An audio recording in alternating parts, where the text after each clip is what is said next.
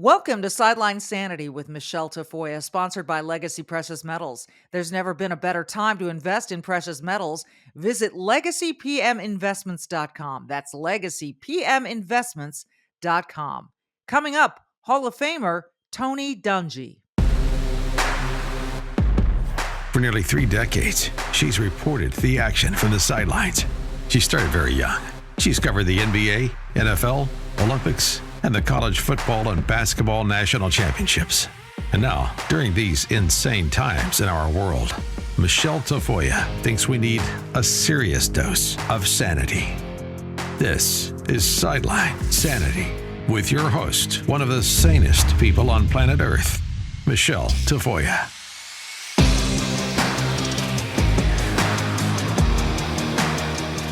Well, welcome to Sideline Sanity. I am Michele Tafoya. I moved to Minnesota about, 25 years ago, and I was coming here in part to cover the Minnesota Vikings. And at that time, the defensive coordinator was a gentleman named Tony Dungy, and everyone thought he was next in line to get the Vikings head coaching job. But lo and behold, he wound up in Tampa Bay and then off to Indy with Peyton Manning to win a Super Bowl, and he's now a Hall of Famer. Tony, welcome. I'm so glad you could join me.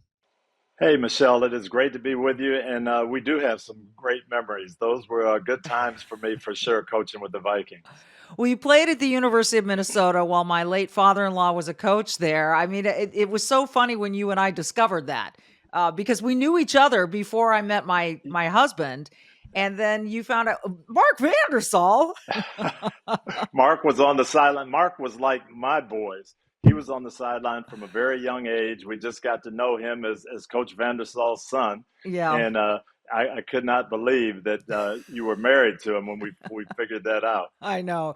It was a funny coincidence, but I've appreciated our friendship so much over the years, and it's stretched all the way till now. You're still with NBC. I have left to pursue this. But one of the things that I think people know about you, but I want to get a little more in depth on today, is your commitment to family. You've got an amazing family, and you've had a very solid stance about families in America, and in particular, fatherhood. Where does that come from, Coach? Well, I was really blessed, and I didn't realize it growing up.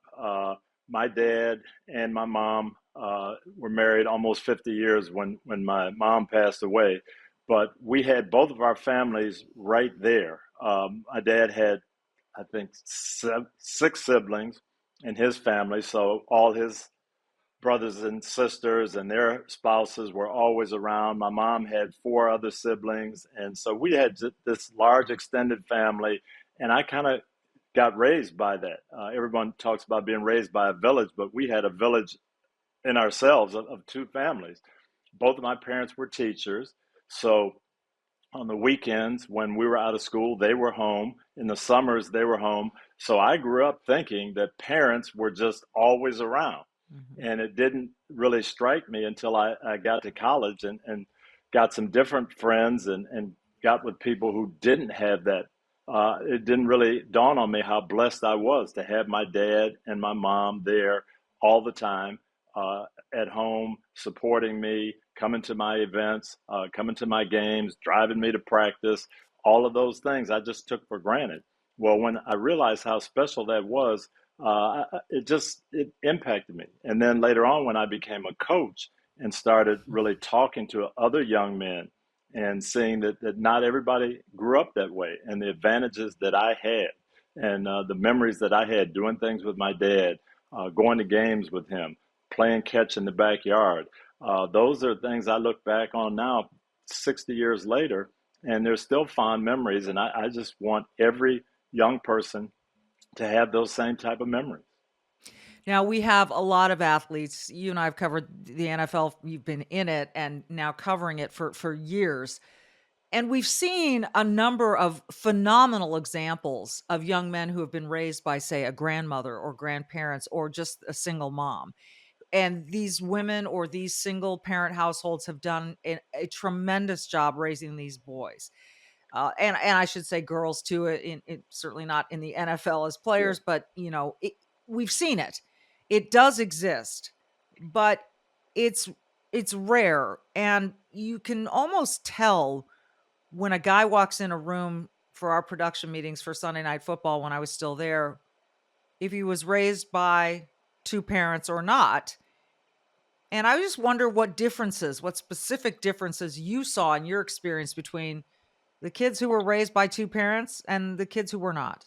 Well, and I think the other thing that we see, especially when it comes to NFL players that you and I are coming in contact with, if they weren't raised with their dad, they had father figures. They Yeah. had coaches, Yeah. uh, elementary school, middle school, high school coaches, college coaches. They had men in their lives who poured into them. And yes, these some of these moms have done phenomenal jobs, but it's a two-person job. It really is. And dads are so important. I just think back to my own upbringing and the things that I learned from my dad about how to treat a woman. Number one, that's probably the first thing you see when you have your father there. How is he treating your mom?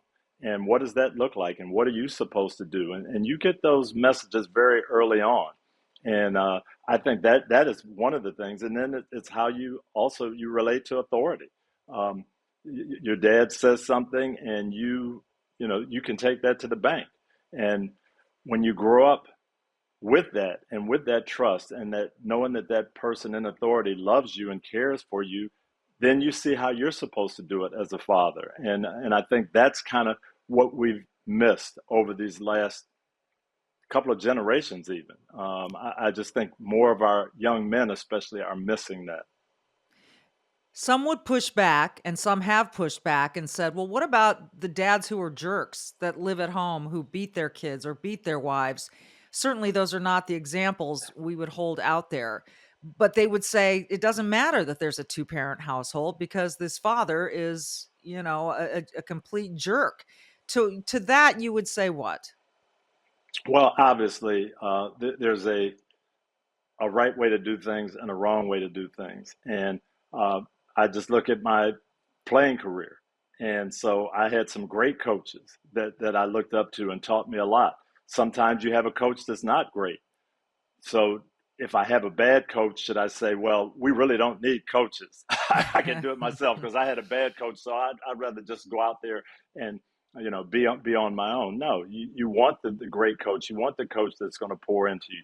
You want the great father. Not everybody has that, and certainly um, negative influences aren't what we're looking for.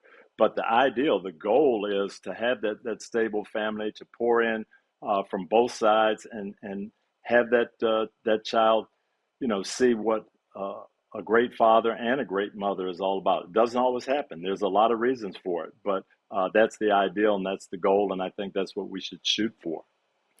You've spent a good amount of time talking to men who are incarcerated. And you took a personal interest, in fact, in Michael Vick, who had a very rough time in the NFL, was arrested, was put into prison for the abuse of these animals and the stuff that was going on there. But you took a personal interest. Let's talk about him first. How were you able to, do you think, influence him? And what did you learn about his situation in particular and how you could actually help influence it? Well, Michael Vick, it was just kind of the Lord worked this situation out. His attorney was from a very small town outside of Pittsburgh, happened to be my wife's hometown. So my wife and her brothers grew up with Billy Martin. And when Michael was coming out, Mr. Martin called me and said, I'd love for you to just talk to him and help him kind of through this process. He wants to re enter the NFL, but more importantly, re enter life. And so I went out to Leavenworth Prison and sat with Michael Vick about 2 months before he was to be released. And we had met each other, known each other before, but we had a long time to talk there and talk about his journey and what happened. And he told me something very interesting. He was raised by his mom and his grandmother. He said they taught him definitely the right way, taught him about the Lord. He had this knowledge of God. He had an idea of how he wanted to do things. But as he got more popular and as he got more successful, those things kind of left his thought process. And he got caught up in being the highest paid player in the NFL, of doing things his own way. And when he was coming back out, he told me he wanted to show people he really was a good person. He wasn't a bad person inside. He had made some mistakes, but he'd like to turn that around and more than anything, be a role model for younger people and to be that dad for his kids that he felt like they needed. So we talked about that more than really playing football. And I was very sure that he would be able to do that, to come back, to do some things in society, to do some things with young people. I wasn't sure he was going to be able to have a great career, missing that much time right out of his prime, but he was determined. And I'm thrilled to say that he did both. He came back and he played well. He got back on the football field for the Philadelphia Eagles, but he did some things in life and in the Philadelphia area and in his Tidewater, Virginia area that to this day are resonating with young people. So I'm really proud of Michael and the fact that he did want to turn things around and not be a victim of the mistakes that he made. We're talking with the great Tony Dungy, the Pro Football Hall of Fame coach. And when we come back from this quick break, I'm reading this from Pew Research. The United States has the world's highest rate of children living in single-parent households. We ask ourselves, what are some of the issues in America that are driving crime and driving some of this aberrant behavior that we're seeing, in particular from young men? We'll get into this with Tony Dungy right after this.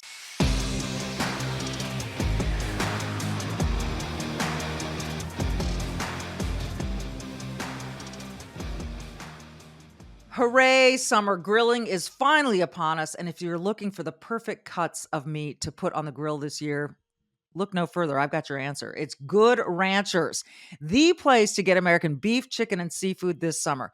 They sell 100% American meat and ship it straight to your door.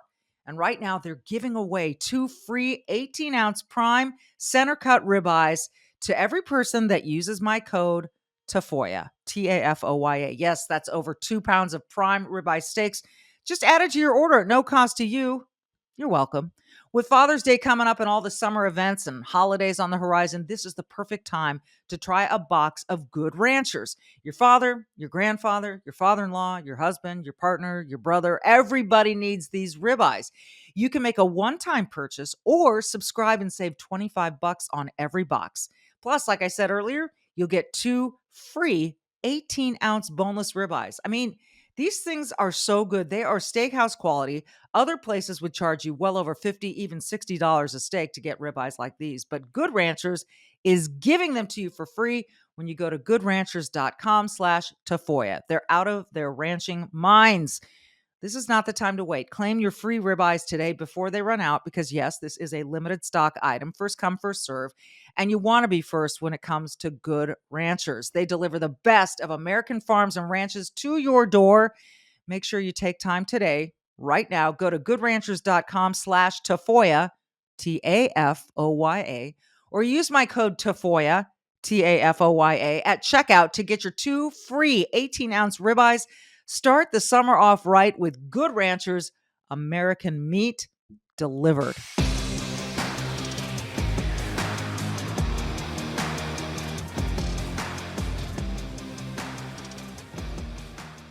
Coach, before we go on, I was sort of influenced by John Madden when I was working at Monday Night Football with him, and he told me once a coach, always a coach. So you should always address a former coach as coach. Do you like being called coach or do you prefer Tony? I don't mind either one. I was called coach for so long; it really resonates with me. We have young kids who are adopted now that are, 8, 9, 10 years old, and they just say that all the time. Dad, why do people call you coach? They don't know me as a coach, and they're just like, where did that come from? So I'm fine either way. Well, take them to Canton and tell them why people call you coach. I guess I could show them there. Yeah. There you go. I just can't help it. Every time I talk to a coach, I hear Madden like sitting on my shoulder, call him coach, call him coach. So I will do that. Again, let me refer back to this from Pew Research. The U.S. has the world's highest rate of children living in single-parent households. For decades, the share of U.S. children living in single-parent households has been rising, accompanied by a decline in marriage rates and a rise in births outside of marriage. That's according to a new Pew Research Center study of 130 countries and territories that shows the United States has the world's largest or highest rate of children living in single parent households. Mhm. And as I mentioned earlier, you've spent a lot of time talking with young men who are incarcerated, and you've stood by this assessment that you've heard from others that one of the seemingly most important connective tissues among all these people is that they didn't have a dad in their house. Again, people will push back and say that's not the only reason or that's not the cause. Maybe it's not the cause, but it's certainly we can't ignore this, right? This is no coincidence. Yeah, it's not the only reason, but it certainly is a major contributing factor. And I really think it's a spiritual thing, Michelle. Um, I think Satan is attacking our society in that way. If I can separate families, if I can take it away from God's plan, and God's plan was mother, father, raise children, pass things on to them as a unit. And we do. We need it from both male and female perspective. So it's great that there's a mother's love that nothing can duplicate. And if you grow up without a mom, you miss that part of it. But there's the dad side too. There's the male side that is got to be there and be caring and instructive. And if you miss that, you miss something. And so we need to have it together. Now, it doesn't always happen. You can have a death in the family, and things happen. We have divorce. We understand that. But if we go into it saying, well, we really don't need that model. We can be fine with a single parent. I think statistics prove that we're not fine. Now, there would be some pushback. I can think of one of my dear friends who happens to be gay, and she and her partner, they're married, are raising a son. They adopted a son together. They think they're doing the right thing. I just want to go here. It is a sensitive issue, but I know you're willing to talk about it, and you Yeah. have been.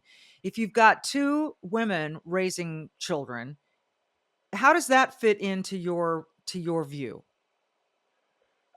I just think God designed the family so children would see what it's supposed to be like. And there's a male side of it, there's a female side of it. And yes, we're going to have situations where one is missing, the other is missing. We're going to have situations where a child doesn't get to see all that. And yes, so you have surrogates that come in place, whether it's a coach, a step parent, uh, a concerned other person. And that's great. We need that from everybody. And it certainly beats the alternative. But God's design, we have to understand, was a father, a mother, and a child. That's the family nucleus. And that's the way it functions best. I want to also read this from the Justice Department website. The Journal of Research in Crime Delinquency reports that the most reliable indicator of violent crime in a community is the proportion of fatherless families. Why do you think we're here? What why why is this going on? Why is this so prevalent in the United States of America? Well, again, I think it comes back to a spiritual basis. Number one, we've kind of lost the godly definition of marriage that you uh, there's a way God designed it that men and women find each other, they make a commitment, they get married, they have children in that order. And we've now said, well, marriage isn't that important. You can have children without being married, and that's not a problem. And we've seen that for 40 years, the proliferation of that. And we think that it's not a problem. The commitment to stay together has not been there. Jesus said in the Bible that what God put together in marriage, let no one separate. So marriage is supposed to be for life. Does it happen? No, we've got a very high divorce rate in the Yeah. United States. And all of this is I think Satan's way of just chipping away at the fiber of our country and what we're based on. So when you have people not getting married and having children, you have divorces, you have other things that happen, and then you've got families. All of a sudden, we see those stats that you point out. So many people being raised in a non-traditional family, and it's easy to say, well, that doesn't matter as long as love's there. That's all that's important. Love is important, absolutely, and taking care and having that desire. And again, we've seen some tremendous examples of people being raised in single parent homes, people being raised in adoptive homes. But the design, God's design, is the way it's supposed to be, and it's hard to beat that. You are referencing a spiritual framework quite a bit, a faith-based Yeah. framework, which I know is very important to you. And I think there was a time in the last 10, 20 years of my life, I'll just get a little personal here, where I sort of thought, yeah, going to church, yada, yada, yada. But as I get a little older and I watch my children and I see more of the world and I see this breakdown in something that was really part of the fabric of life here in America, no matter what your religion was or is, people had a belief and it formed a community around them through church, through different parishes, whatever the case may be. And we've seen a, a, a pretty significant erosion in that faith-based spiritual Yeah. framework here in America as well. How much do you think that is contributing to this sort of laissez-faire, don't need to get married, we can just live together, or whatever the case may be? I I want to say, I want to go on the record saying, Coach, first, that I don't want to judge anybody. I think most people are really trying to do the right thing and trying to do their best. But a lot of the poo-pooing of traditional values has led to sort of this, I don't know, um, looser formed society that has fewer ports in which to tether, if you Mhm. will. That, fewer places for people to say, that's someplace I belong. That's someplace I can find a soft landing. That's someplace I can find guidance and safety. No, I agree. There was a time, and for me, growing up, gosh, the people I grew up around, they did have a belief in the Bible. And yes, everybody's trying to do the right thing and try to do the best, but where is your foundation? What do you believe is right? What do you believe is true? And I think we've gotten to the point in the last 30 or 40 years where, well, I can figure out my own truth. Whatever I feel that makes me happy, that's what we've got to do. And it's leading to problems. It really is. And we've got a big discussion now going on: gun control. Yeah. What do we need to do? Well, yes, I'm not a gun person, and I'd be fine if we took every gun in the world and got rid of it. But I will say this: where we are as a society, we could take every gun in the United States, and it's not going to stop people from harming each other. Right Mhm. now, we have that mentality: it's okay for me to harm you if I feel like I'm right. Yeah. And so, whether I have a gun, whether I have a knife, whether I get a bomb and blow you up, whether I run you down with my automobile, road rage, uh, there's we just are losing the sense of right and wrong. I get that from the Bible. Uh, Other people are going to say, "Well, I don't read the Bible. I don't believe the Bible." But where is your sense of right and wrong? Right. Okay, if it's wrong to shoot someone, it's just as wrong to run them down with a car. It's just as wrong to punch them in the mouth and beat them up and leave them for dead on the side of the street. So to me, we've got to get back to, in America, what is right and what is wrong.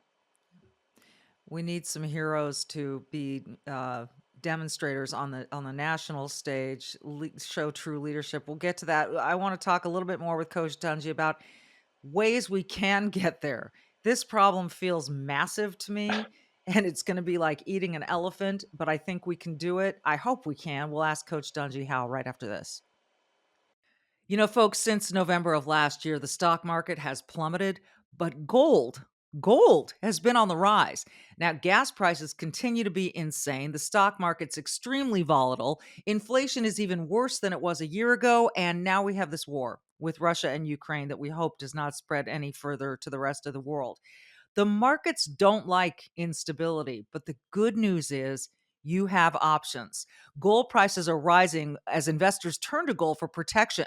Gold provides a hedge against inflation and protects against a weakening dollar. Legacy Precious Metals is the only company I trust for investing in gold and silver. Call Legacy Precious Metals today. Be proactive while you've still got time, because remember 2008? Those who invested in gold saw huge gains, while others lost their retirements. Legacy Precious Metals can advise you on all your options for investing in gold and silver. You can speak to an IRA expert at Legacy Precious Metals at 866-528-1903. Write this down, 866-528-1903, or download their free investor's guide at legacypminvestments.com, legacypminvestments.com. All right, coach. So you have an organization called All Pro Dad. What is the goal? How do you get there? Our goal with All Pro Dad, actually, I'll tell you how it started, Michelle. I was coaching with the Tampa Bay Buccaneers. Three or four of my assistant coaches, we talked about, gosh, we're not spending enough time with our kids the way our dads did. We all talked about our dads and the impact they had on us. How can we do this better? We went to a gentleman named Mark Merrill. We went for some suggestions. He gave us some suggestions, ways we could utilize our time a little bit better with our kids and our wives. And then he said, this isn't a problem just for people in the NFL or just for coaches. There's a lot of men who want to be better, don't really know how, or feel like they don't have the time. Could you guys help us get the word out? So that's how we started All Pro Dad in 1997, about 25 years ago.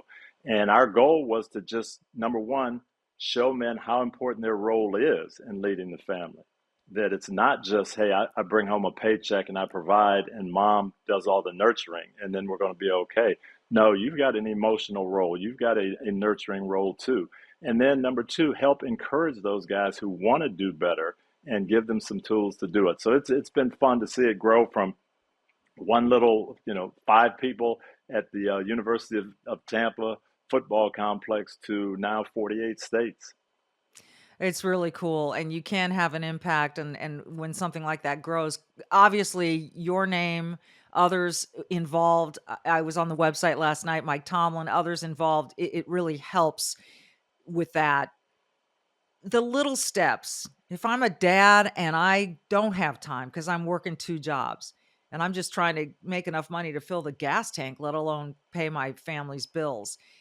What are some of the little things? Where can a guy start if he's really feeling stressed or feeling like I know for some dads, they feel like it doesn't matter anyway. My kids don't listen to me. So, what are a few of the steps that can give guys confidence to feel like they're being the dad they want to be?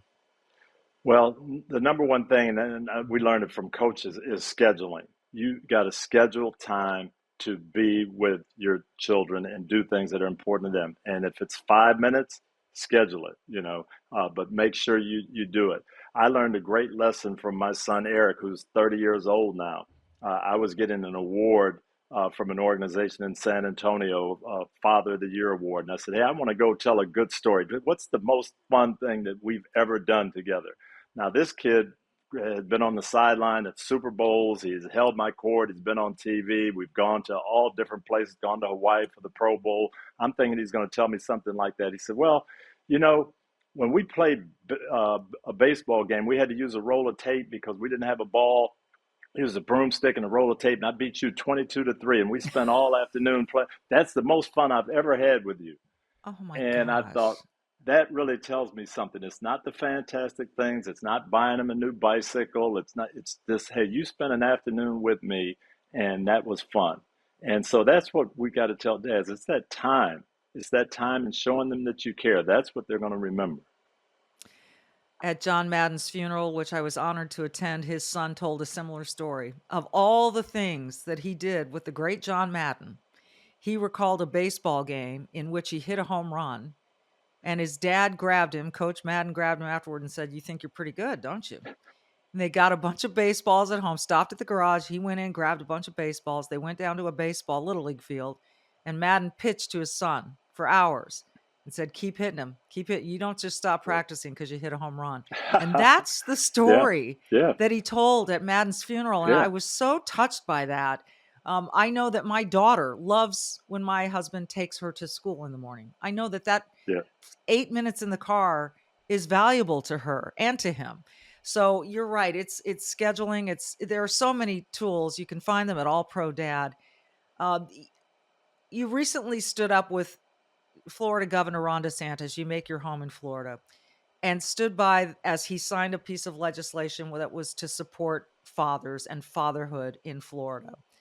And oh, the pushback you got, you would have thought that you were, ready to push a nuclear bomb button. I mean, it was insane to me, coach, that in support of fatherhood, and I think it was association with a governor who for some is very unpopular across the nation because you may disagree with him on some of his politics, but there you were, and this backlash came. And again, it came in the form of, well, what about the dads who are incarcerated? And what about this? And what about that?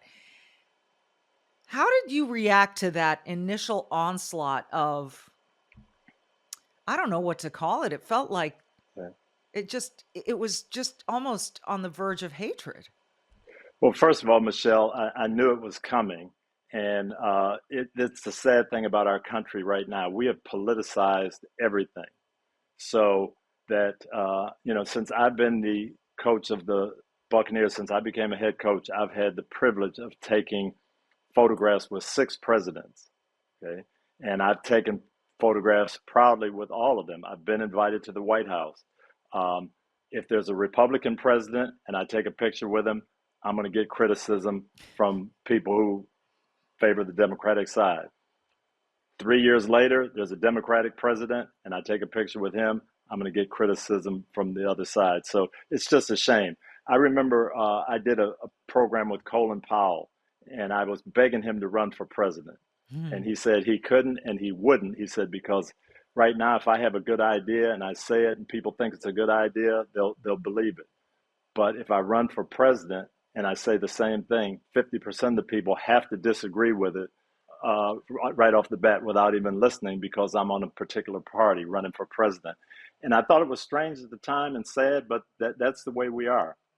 So that's what kind of happened with this. It was a bill that was not done by the governor. He signed it because he had to sign it, but this was promoted by the legislature of Florida, giving $70 million to family organizations in the state of Florida.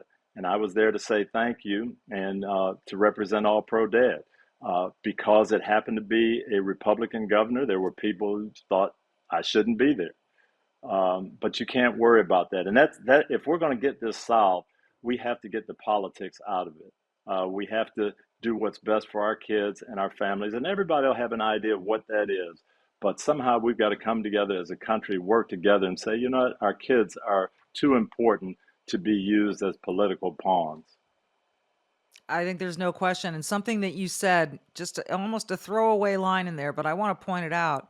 You said you knew it was coming, but you said, I can't worry about that. And here's the thing about it is I feel as though we all are so worried about what the other side is going to Yeah. think and say and how they're going to react and this threat of being canceled and bullied. And we can't worry about that. We've got to stand on our beliefs and we've got to stand firm in our foundations about what we believe because the more you apologize, the more you back down, the more you give in to that other side and they just take it and run with it. But if you really believe in that foundation you're standing upon, you can't apologize for it, right? No, that's correct, and that's how I kind of responded on Twitter. I went back to a speech that President Obama made, and where he quoted the same statistics, said the same thing, and I said we had a Democratic president then. The problem was this. Years later, here we are with a Republican governor. The problem is still the same. We've got to attack the problem and forget the politics. And so I'm supporting families no matter whether the Democrats or the Republicans are in charge. And that's what we've got to do. How do you maintain that backbone, that spine when people can say some really hurtful things? I go through it too, and I Yeah. have my own way, but I'm curious as to how you find that strength. Where there's a verse in the Bible where Jesus was talking to his disciples and he said, blessed are you when people come at you for all kinds of things when you stand for me. So I just look at it that way. I've got to make sure I'm standing for the Lord. And if I do that in good conscience, know that people are going to attack you and you can't worry about it. And it doesn't feel good. Nobody likes to be attacked. Everybody likes to be said, hey, you're a great guy. You're a great lady. Uh, But in this world, that's not going to happen. So you have to really understand what you're fighting for. You have to have it in your mind. This is what I'm going to support, and yeah, I'm going to take some arrows and I'm going to take some hits. But in the long run, I've got to stand up for what I believe in. And that is the definition of leadership, being willing to stand in the arena and take it. Okay, I can't let you go without asking you this very important question. How surprised were you that Tom Brady came back? Zero surprise. I was shocked when, Zero. yeah. Oh, he's play. He's always said he wanted to play till he was 45. He's playing at a super high level. He's got a Super Bowl ready team, and he's just going to say, I'm going to retire. I didn't think so at all. I thought he would be back, and I wasn't surprised at all. I just didn't think he would say it in the first place if he didn't mean Well, it. no, in my mind, here's what happened, Michele. I think what he needed was about 8 weeks to be with his family, things we're talking about. But rather than say that and say, I don't want to look like I'm a guy who's not doing everything I can and my teammates are working and I'm not, it's easier to say, well, I'm really retired. I'll get my 8 weeks, do my family things, and then I can come back and say, hey, I changed my mind. I'm back. I really think that's what happened. I think he had no intention of staying retired. My goodness. And having said that, now with him coming back, and you live down there, and I know, your affinity for Tampa Bay and all, but is there another team, let's take them out of it, that you were really excited to see this year because maybe they're going to surprise us a little bit? I look at the Buffalo Bills. They've been I close. had a They feeling added you were some going to say things. that. Yeah, and I think on the AFC side, they could make some noise. In the NFC, it's going to be really, really interesting. Some teams have made some moves and taken some steps. Tampa's right there. Philadelphia has improved. I'm looking forward to seeing my Minnesota Vikings. I've talked to Coach O'Connell a couple of times, and I think he is really bringing something there. And going to kind of revitalize the offense there. So I look at the Vikings and see if they can take a step forward. The AFC West is just unbelievably tough now. So it's going to be a fun year. Loaded, the AFC West. And you couldn't always say that, but these last few years with the Chiefs, and it's so interesting. And I'm curious to see where Denver goes. Well, all a good upbeat way to end this, but I am so hopeful that All Pro Dad and organizations like yours just help people to be at their best for whatever their reason is for living, and and hopefully, raising these babies the way that they Yes. deserve to be raised. Coach Dungy, it is always a pleasure. I miss you, but I'm glad we got to connect here, and I wish you and your family the very best. Well, thank you, Michele. Always great being with you, and look forward to doing it again sometime. I hope we will. Thanks for listening, folks. This has been Sideline Sanity. I'm Michele Tafoya.